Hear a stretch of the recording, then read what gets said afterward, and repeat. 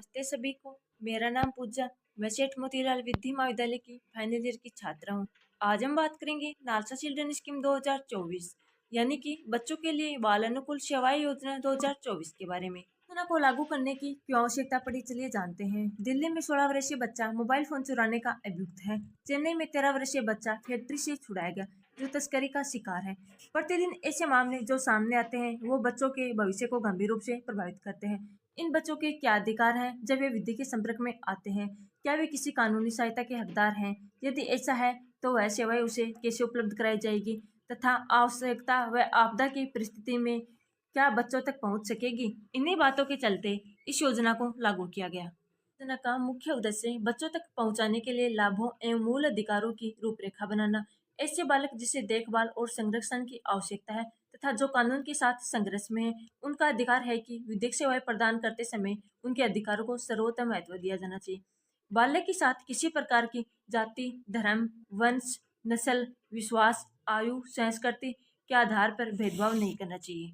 प्रत्येक बालक अपने विचारों, चिंताओं को पूर्ण रूप से स्वतंत्रता पूर्वक व्यक्त करने का अधिकार रखता है। जानते हैं इस योजना के प्रति विधिक सेवा प्राधिकरण का क्या कर्तव्य है।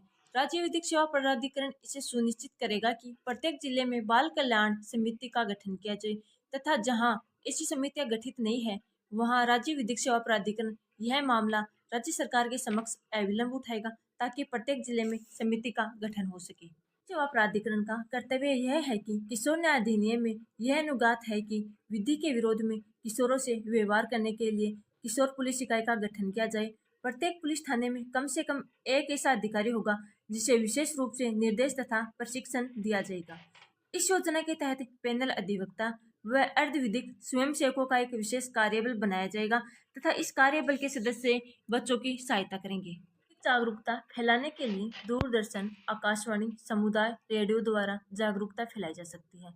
स्कूल तथा कॉलेज के छात्रों में बाल अधिकारों के प्रति जागरूकता लाने के लिए वाद विवाद प्रतियोगिता, निबंध प्रतियोगिता, पोस्टर प्रतियोगिता, नुक्कड़ नाटक के द्वारा जागरूकता फैलाई जा सकती है। जानते हैं बाल श्रम की समस्या को खत्म करने के लिए सरकार ने क्या कदम उठाए हैं।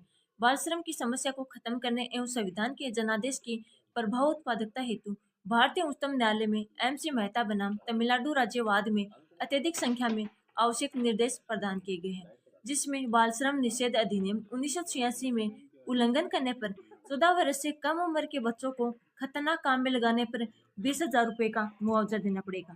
समुचित सरकार को ऐसे प्रत्येक बच्चे जो किसी खतरनाक काम में कार्यरत है उन्हें 5,000 रुपये अनुदान के रूप में दिए जाने के निर्देश दिए गए हैं। आशा करती हूँ मेरा यह वीडियो आपको जरूर समझ में आया होगा। धन्यवाद।